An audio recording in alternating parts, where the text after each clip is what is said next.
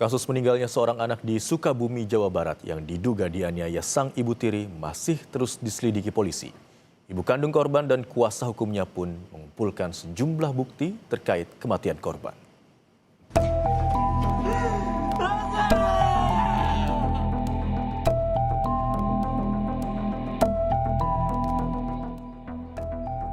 Jasadnya sudah dikebumikan. Namun apa yang menyebabkan seorang anak berinisial NS di Sukabumi, Jawa Barat meninggal dunia kini masih didalami. Proses penyelidikan terus dilakukan polisi atas dugaan penganiayaan oleh ibu tiri korban yang mengemuka.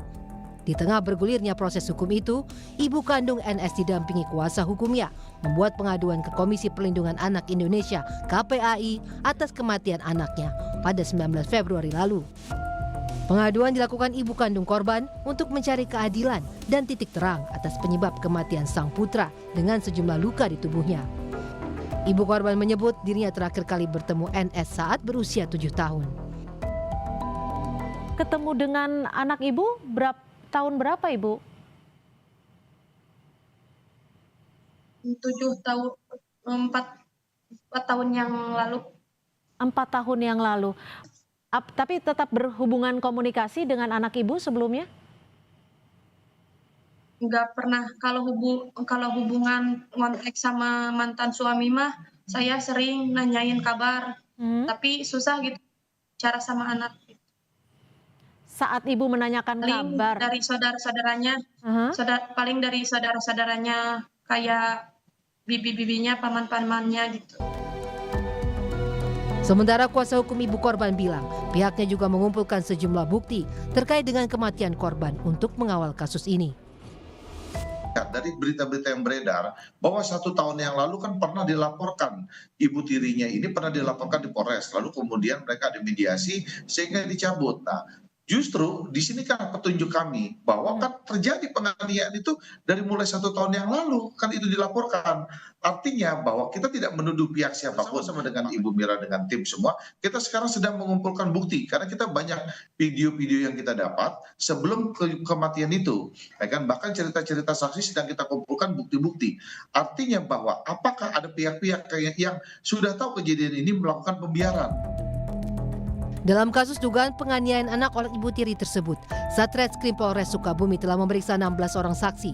Polisi kini masih mengumpulkan bukti tambahan untuk menetapkan status tersangka dan juga menunggu hasil laboratorium patologi anatomi serta toksikologi forensik terhadap sampel organ dalam korban. Polisi meyakini adanya unsur tindak pidana kekerasan yang menimpa korban sehingga kasus ini dinaikkan ke penyidikan. Sudah kita naikkan pada tingkat penyidikan karena kita sudah menemukan beberapa alat bukti yang tentunya bisa kita yakini ini ada peristiwa pidana, yaitu pidana dugaan kekerasan baik fisik ataupun psikis. Sebelumnya saat di rumah sakit, korban menyebut mengalami penganiayaan dari ibu tirinya.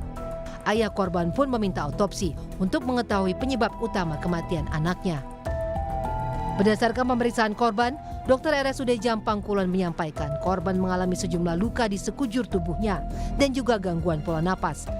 Tim Liputan Kompas TV. Menanggapi dugaan penganiayaan NS oleh ibu tirinya, kerabat sang ibu tiri menyebut hal tersebut tidak mungkin dilakukan Teni. Teni disebut-sebut selama ini membiayai biaya sekolah NS. Menurut kakak kandung Teni, mengingat biaya sekolah NS selama ini dibiayai oleh Teni, maka tidak mungkin NS dianiaya oleh Teni.